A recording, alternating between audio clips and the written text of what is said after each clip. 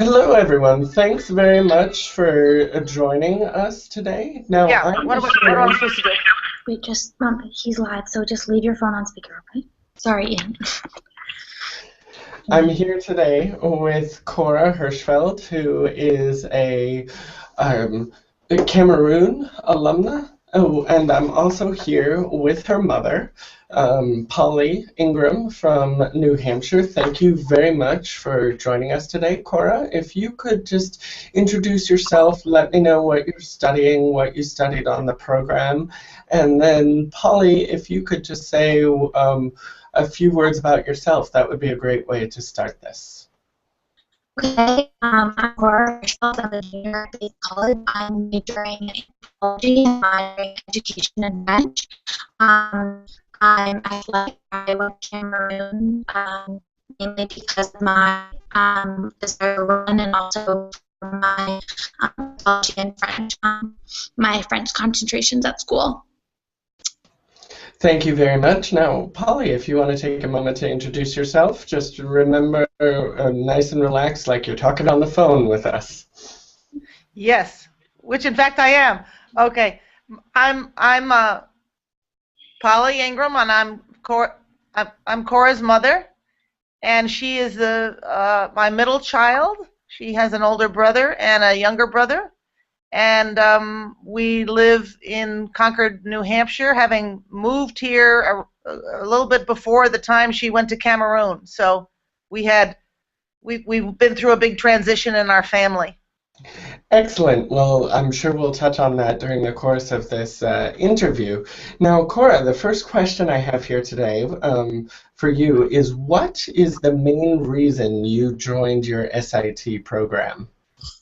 Okay, so mainly it was because I did not want to go to France. I am in those two credits, my major, minor, and to be in immersed in the language, that was really the only language or the only way that I would improve my language.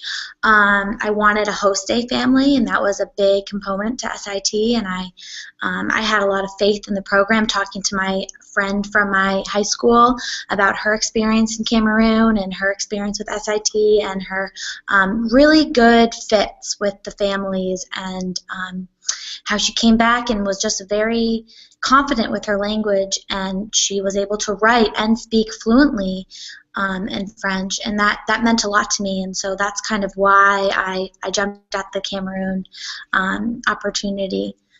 Yeah. That sounds amazing. I know we're very priding ourselves in giving opportunities to learn more common languages in less common locations like Cameroon. Now, Polly, what was your reaction to Cora's choice of program in Cameroon being a non-traditional location? Yes. Well, Cora we weren't, in certain ways, we weren't surprised because Cora had traveled before during high school. She'd been on some adventurous travel, kind of service-related trips to both Haiti and Guatemala. And both of those trips were very positive for her and, affected her deeply. So we weren't really surprised at the not quote unquote non-traditional choice of location, and we were open to the possibility and generally in favor.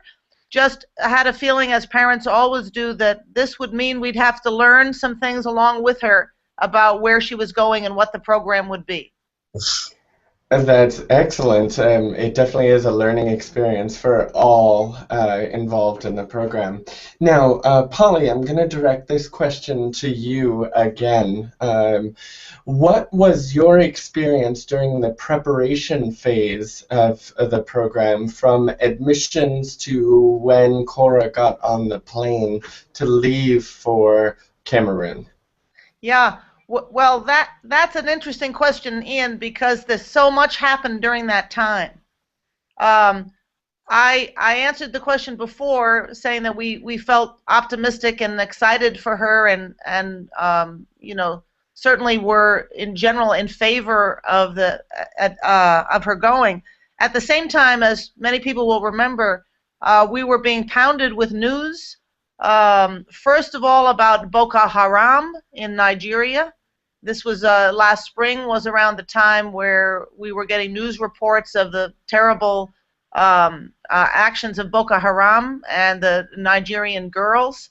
So we were listening to those news reports and knowing that, Nigeria was a neighboring country to Cameroon.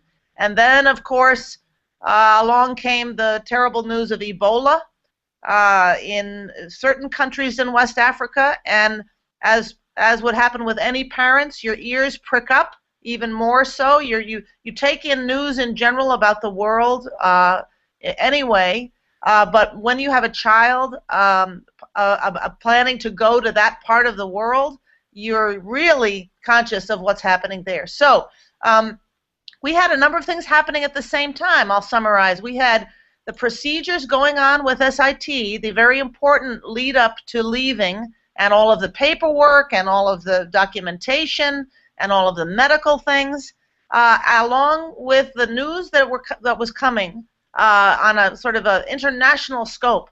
And we were having to sift through these different things, really. At the same time, I have to just say, in a family, and just looking at our own little family, as would be true for any family, we had other things going on in our family. We had both of Cora's brothers were graduating, one from middle school, one from college, and we needed to pay attention to that. So it felt like a kind of a tumult of information and things we needed to respond to in a fairly short period of time, and having to make good judgments along the way. And I would say, I'll give it off to Cora, but along the way, SIT was there as an organization that had done this many times before, had the procedures very clearly in place, were there to talk to us at any point about answering questions. There was a lot we needed to read about the program, so we kept moving forward. And then I'll give it to Cora, but the results were extraordinarily positive. And I'll hold off on that for now. Okay, I'm very glad to hear that the results were extraordinarily positive there. Cora, if there's anything you want to add to the same question, please go ahead. Okay. So during the preparation phase, from admissions in April, I think, to departure in August, I really didn't do much preparation at all. I knew that there was Boko Haram, I knew that there was Ebola in Western Africa, and I was scared because I hadn't done the research. I was scared because I paid attention to Western news. I was scared because I thought media was always accurate. Scared because people surrounding me were making me scared. I was scared because I wasn't educated. And I never once thought that I would be like, those things that was happening, but I also had a lot of hesitation on the trip, especially towards the end of August. That said, I was in a very intensive job throughout the summer for 12 weeks of the summer, from June to August 10th.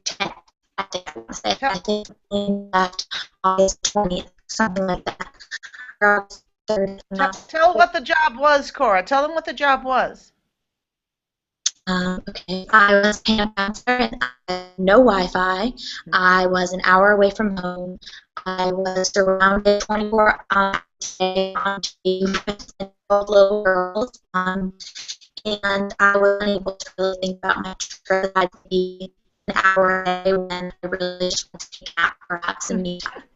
So I wasn't doing my preparation at all. It was something I knew that was going to happen November 1st. It was something that I kind of left all there, which really important to say.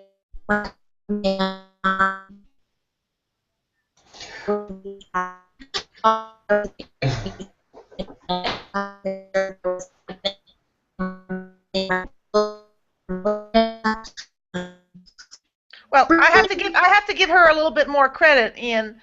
She did have a very demanding job, and when she says she barely did any preparation, she did. She did do what she needed to do through the summer, um, knowing that her main responsibility in the summer was her job. And this, I imagine, is probably challenging for a number of people because when you're preparing to go on this major adventure, you're also in the middle of doing something else. And so Yeah, that it's a tremendous definitely lesson for is. young people this age or any age in how you kind of balance what you're doing day to day with what you have to do for later on. That definitely is a challenging situation, but from what I've heard, Cora did it wonderfully. Yeah, and I do want to add just quickly that I remember having a short conversation with Karen that kind of was my peak of nervousness, and I kind of realized that this was actually happening, that I really did need to start preparing for the trip. And Karen, who's in charge of the Karen program, or the Karen program, she said, Cora, don't be nervous. Don't be nervous at something that hasn't happened yet. You're nervous because it's a unknown course. When you be nervous, work yourself up, stress out. The visa will come. You'll get the pills. You'll get the shots. Just pack your bag and kind of mentally prepare. So it was very reassuring for me, and I'm very lucky that Karen always by phone and willing to talk to me, and it did really help that she was from Cameroon and had the experience of being there and living there, and knew that for her mom and are really not worrying about her, but they're not affecting me. I'm going to be far away from these things. Yeah, definitely. I mean, that's part of what we do here in Vermont. We want to make sure that we're always available and answer any and all questions that you have. Now, to change key a little bit, Cora, what key skills do you think you gained from your SIT Cameroon program? Okay. French primarily. I came back to base with a French class lined up and kind of this drive to continue speaking French as I never had before. I'm not nervous to speak French anymore or hesitate. If I hear someone speaking French, I jump all over it. Or if I see my cleaning lady in my dorm, her name is Lisa, and she's Canadian, I always try to spark up conversation with her. I'm never nervous anymore. And I think that confidence definitely came with living in Cameroon and with my host families. French number one and two is just confidence dependent and confidence that I can really accomplish anything I want to on my own, and that I think that came from alone from my ISD independent study project. I think that came from and having these problems really like I don't know what I'm doing with research. I don't know who I'm going to call. I don't know how I'm going to get these resources, and just figuring them out on my own and not having phone service and not being able to call my mom and cry or not, I don't know, not doing the things I did in the U.S. before our trip. So just confidence to survive on my own and also thrive on my own. Also just using the community that's around me. It's a lot easier to do in Cameroon than it is in That sounds very inspiring there, and I'm glad that you were able to so succinctly put it together. Now, Polly, your turn now. What is one thing you learned during this process and experiencing Cameroon with Cora? Yeah. Oh, well, I'll answer that, Ian, but I first have to say, and if my husband were here with me, we literally can't say enough about how much Cora gained from this experience. And having been her parents for 20 years, we've seen her grow. We've seen her quite amazing ability to immerse herself in new situations and make friends easily wherever she goes. And these skills that she had previously really, increased and served her so well in Cameroon enabled her to really just draw so much out of daily life with families in a country far from home, that it was truly remarkable for us to see it. So we were very proud of her. We were benefiting vicariously, as parents often do, from all of the people she was meeting and all of the experiences she was having, all the learning she was doing, which was palpable for us, really. Even though we didn't hear from her, we might get a phone call that was a minute long, but we could tell in that minute all that, just the vibrant nature of what she was doing. So I think what we learned was to go back to what I said before about the preparation phase, and I think this goes for many parents. We had kind of I might say, sort of free-floating anxiety for a while, and this, as Cora said too, comes sometimes from outside when people say, "Oh, your daughter's going to do that? Really? Aren't you worried about her?" And that kind of question. And after a while, I began to answer it this way: no, we're actually not worried about her. We're so happy for her that she's having this amazing experience experiencing the culture of another country for a sustained period of time. And so we benefited also, I think, by seeing that in terms of the news is kind of on one level. And it's not that you need to block it out, but you need to see that much of what you read in the news is not really relevant to what's happening in regular people's lives when they live in communities, in locations where you obviously want to know are safe, reasonably safe. But beyond that, families are working and going to school and dancing and leading their lives, and our students, our daughter got to be part of that, and her life just opened up amazingly as a result, in terms of her self-confidence, in terms of her understanding of how people live differently in different places in the world. So we're just so pleased by what she gained and what we also gained as a family.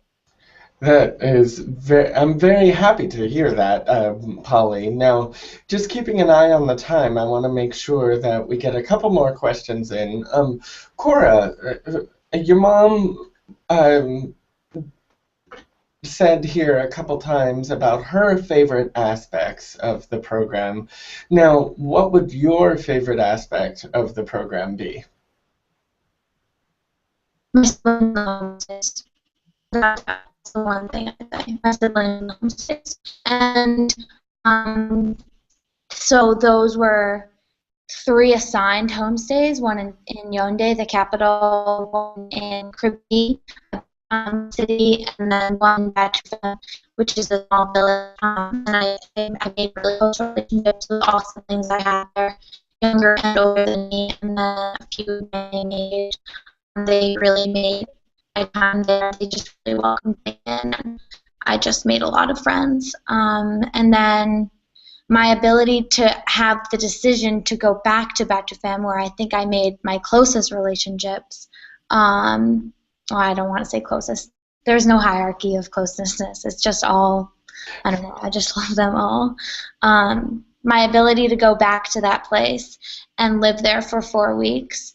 And actually my project was polygamy, so I literally was studying families. And so it wasn't really work for me. It was just, I don't know, peeling peanuts and hanging out with my siblings and running around and doing push-up competitions with my brothers. And that was without a doubt my favorite part, having kids there, having people my age. That is really good. We hear regularly that the homestay families are part of the best aspects of the program. And here's an interesting tidbit for you. SIT and the Experiment in International Living was actually the first organization ever to do homestays back in 1932 in Germany with our first program. Now, my next question here, and this is going to be a tricky one for both of you. I'm going to ask Polly to answer first. If someone has never heard of SIT study abroad before, how would you describe it from a parent's perspective and from a student perspective, and try to do it in one sentence? Oh, man. I don't know if you can do that, Mom. You want me to go first, or you? I'll try to go first. But I'm not. SIT is an organization with tremendous experience and wisdom about students living abroad in all kinds of different circumstances, and an organization that will guide parents and students both patiently through every step of the process, before, during, and I'm sure even after. Excellent. I'm going to cut you off there because that was a sentence. So, Cora, your turn. This is describing SAT for students and parents. Yes, I want it from your perspective. If someone came up to you on the street and said, what is this SIT study abroad? They've never heard of it. What do you say? At first, SIT is a study abroad organization with tools, with maps, with a whole set of knowledge about this one particular place that you want to study abroad, and they have everything you need to go there and delve into. And at first, all SIT is for you. After being there for 3.5 months, it's nothing more than just an extended family. Like, that's all it is to me still, and Christiane was Mama Bear to all of us. So that's what I say. Mm-hmm. Excellent. I'm very happy to hear that. Now, we're coming to the last question, and this is for both of you. What would you say generally about the insecurity portrayed in the media in regards to Africa and Cameroon, in particular compared to the reality? Now that you've been there, Polly, now that you've met Christiane, the academic director from Cameroon, Western media, or media in this country, really portrays it one way, and the reality is, how would you describe it? Well, again, I would describe it as the media paints pictures of constant dangers, of a variety of dangers that are present all over. And what it misses, except for, this isn't true of all the media, but parents are very used to being worried about their children. I mean, they worry about their children from the time they're born. They feel that they should keep their children safe. And I think I have to say the poignant thing about this whole program for parents is that at a certain point, you, of course, always want to keep your children safe, but you want your children to be exposed to new things, unfamiliar things, situations where they're going to have to make their own decisions and they're going to have to fend for themselves. And I think what to get back to the question of what's the reality of daily life, what Cora taught us through her trip is that daily life was really just that. It was preparing food, it was going to classes, it was having conversations with family members, it was playing games with her siblings, it was going for runs and meeting people in the community who also go for runs. And as soon as you hear that, it was laughing, dancing. You just know that this is, of course, not the kinds of things that you hear about in newspaper articles, maybe because they think it's not newsworthy. But what it is regular, beautiful daily life in another country. And that's what she got. And it's the most precious thing that she was able to take from this experience. That's wonderful.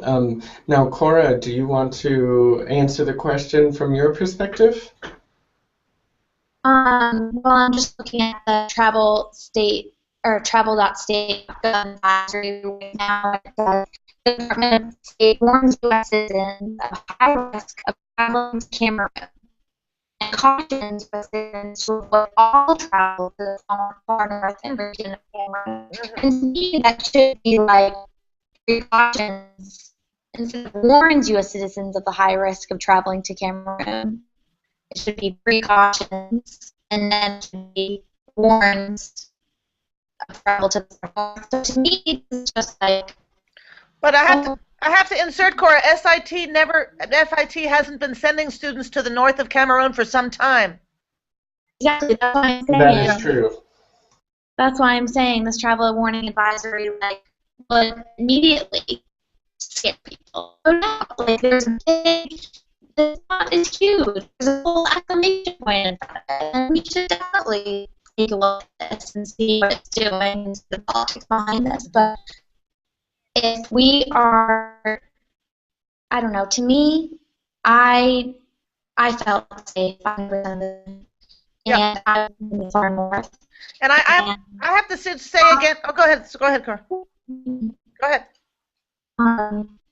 And I felt safer running in Cameroon with shorts on by myself than I do running where I am right now. Kind of an urban city in Maine.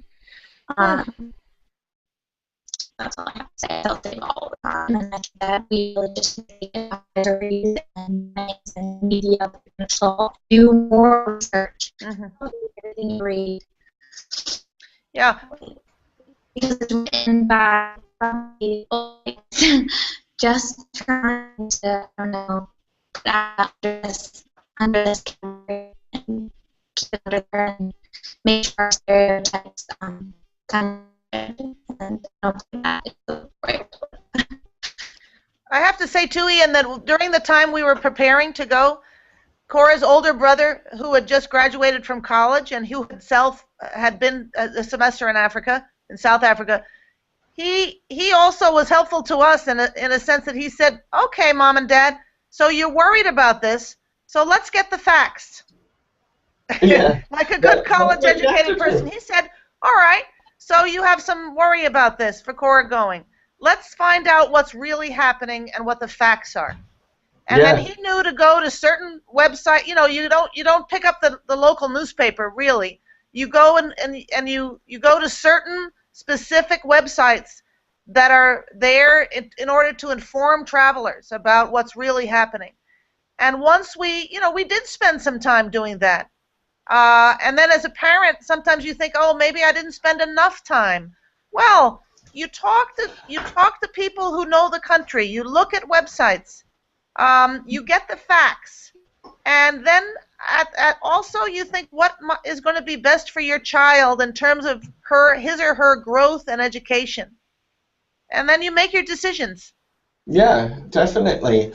Thank you very much for such informed answers to the questions. I see we've come to the end of our time today, but I always want to ask before we say goodbye, is there anything else that either of you would like to add, whether it's something you wish you had known or parting words of wisdom that you'd like to leave with future prospective students for SIT programs and SIT Cameroon program?